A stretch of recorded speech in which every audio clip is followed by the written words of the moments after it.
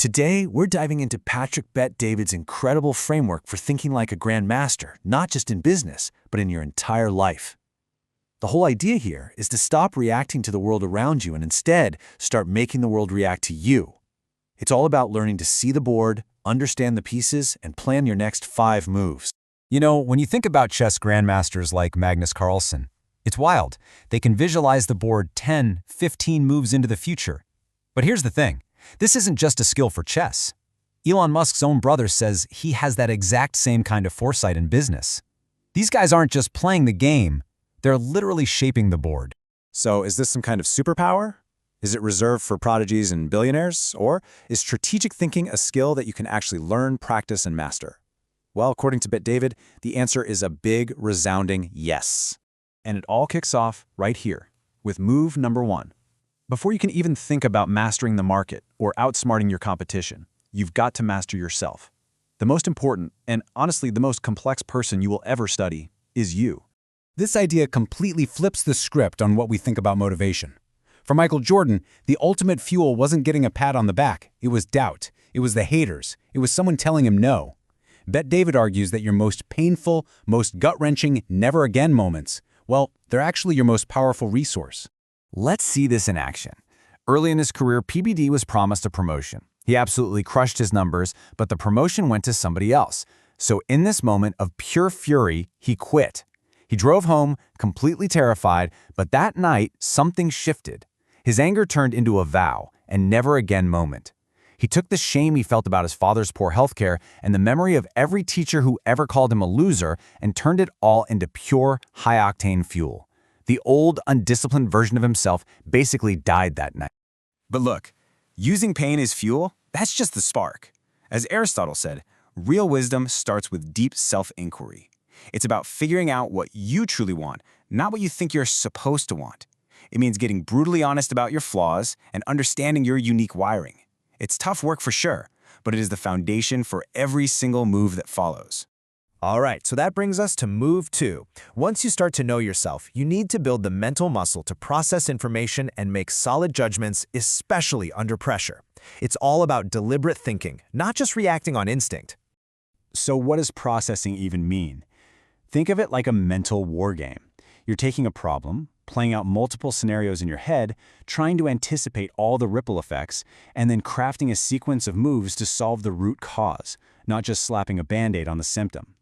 And the absolute starting block for great processing is a huge mindset shift away from blame.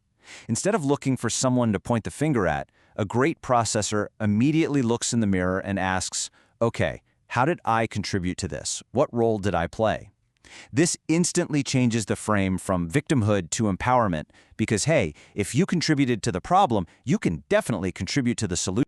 Bet-David tells this great story about losing $100,000 on a bad investment just because he got cocky. What was his takeaway? If you're gonna lose, and you will, don't lose the lesson. Just like a chess master who studies a lost match way more than a win, you have to dissect your failures to find the flawed logic. That's where the real gold is. Okay, so we've covered the internal game. But now, move 3 is all about shifting our focus from I to we. Because let's be real, strategy is not a solo sport. I don't care how brilliant you are, you need a team. Reid Hoffman, the co-founder of LinkedIn, puts it perfectly. That myth of the lone genius, the solo founder who does it all, it's just that, a myth. Thinking 5 moves ahead means recognizing that your vision is way too big to execute all by yourself. The real game is putting together a team that can do what you could never, ever do on your own. So how do you build that killer team? Well, it really comes down to a gut check for any leader. Insecure leaders, they just crave agreement. They build these echo chambers of yes people. But effective leaders, they actively look for dissent. They hire people who aren't afraid to say, hey, I disagree, and who have skills that totally blow their own out of the water in certain areas. That is how you cover your blind spots. Okay, so you've worked on yourself, you're making better decisions, you've got your team. The next big question is, where do you even play? Move 4 is all about strategic positioning. It's about finding the game where your unique strengths give you a totally unfair advantage. And this is built on that famous blue ocean strategy. Picture this. A red ocean is where all your competitors are fighting over the same customers, just bleeding each other dry. It's a bloodbath, right? A blue ocean, on the other hand, is an untapped market space. The goal isn't to outcompete everyone, it's to find a new game where the competition just doesn't even matter anymore. If you've ever seen the movie Moneyball, you know exactly what this is about. For 100 years, baseball teams valued batting average above everything else. But the Oakland A's realized that a totally different metric, on-base percentage, was a much better predictor of winning, and it was massively undervalued. By focusing on that, they could compete with teams that had triple their payroll. So the question for you is, what's the on-base percentage in your industry that nobody else is paying attention to?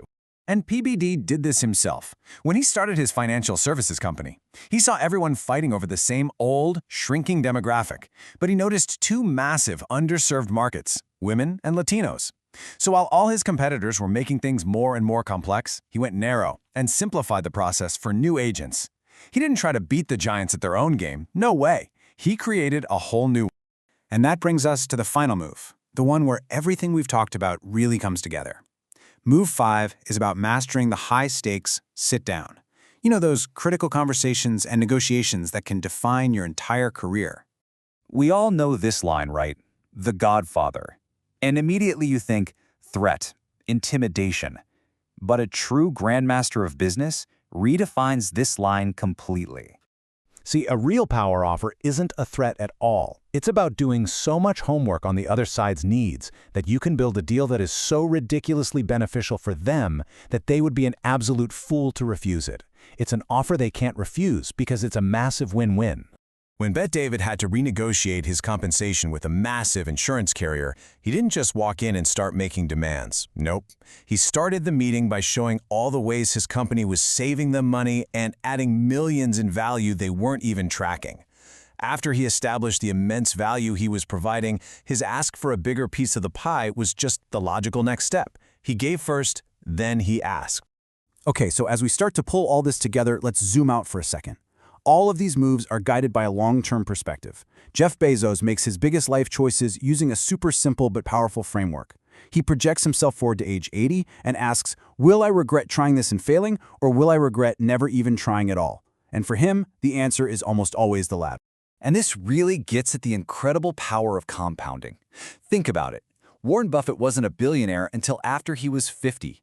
His wealth exploded because for decades, he made consistent, solid moves and avoided the big, catastrophic ones. The small strategic choices you make today, they don't just add up, they multiply over time. So, I'm going to leave you with this question. When you project yourself forward, what is the game you'll regret not having played? What is the risk you'll regret not having taken? Because the answer to that is going to be decided by the vision you set and the moves you decide to make starting right now.